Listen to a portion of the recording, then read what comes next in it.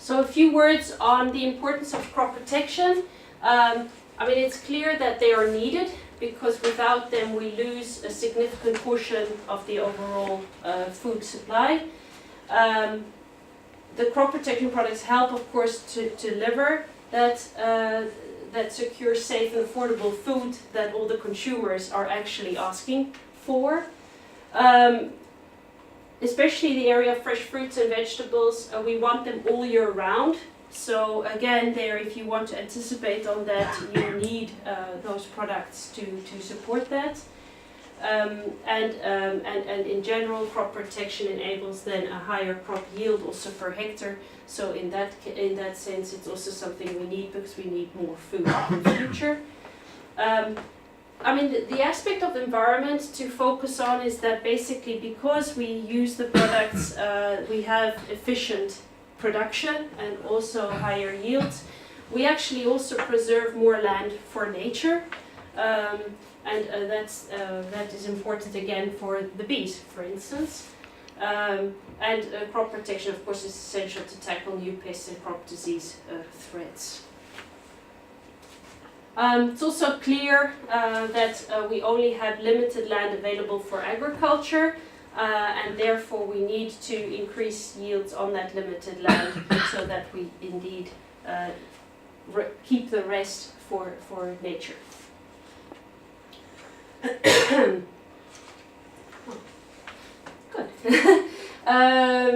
Yeah, so we haven't stood still, I would say, in crop protection development. There's been a lot of innovation which has enabled us to produce new tools to increase those yields, but also to prevent certain losses after harvest. And also to improve the use of our resources such as land, water and energy. And also innovation has made our products more safe than ever before, and also more effective, both for environment and the consumer. Because in the end, crop protection and pollination needs to go together.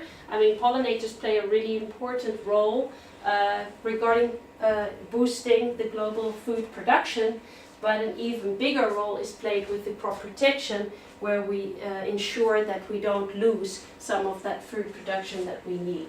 So in the end, it's very important also for agriculture that the pollination services and the use of crop protection go together.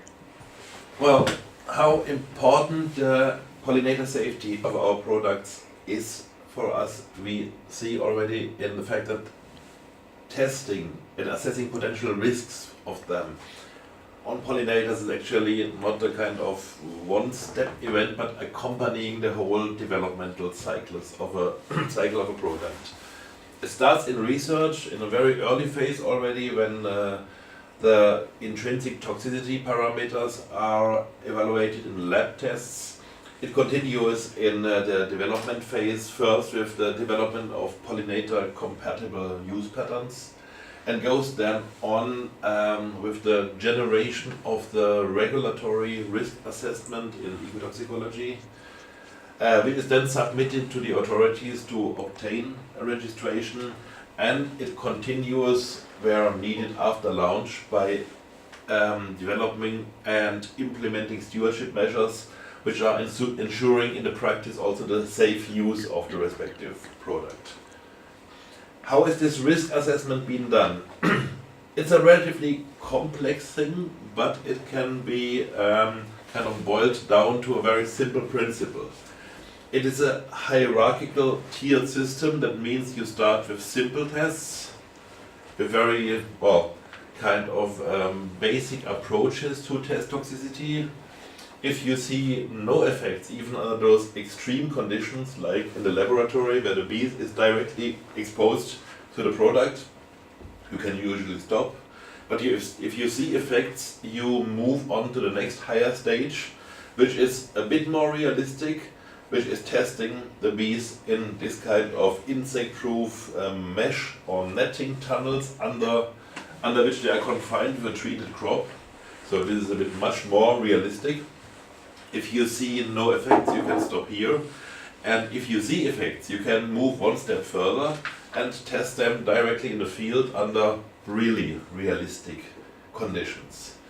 So that makes sure that you can filter out the substances which are intrinsically not a problem, like most herbicides and fungicides, and can, with the specific and the specialized studies, really focus on those ones, mostly insecticides, which have the potential to harm bees.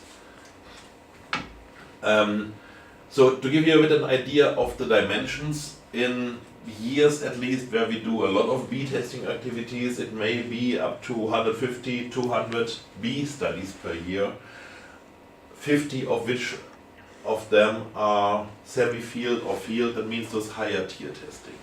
So it's really a lot of work and capacities which are invested into that, that also quite impressively highlights our commitment for the safety of pesticides to pollinators.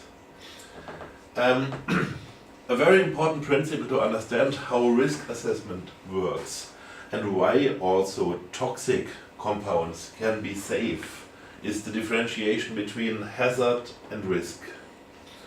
What is hazard? Hazard is the potential of something to harm something in the very broad terms.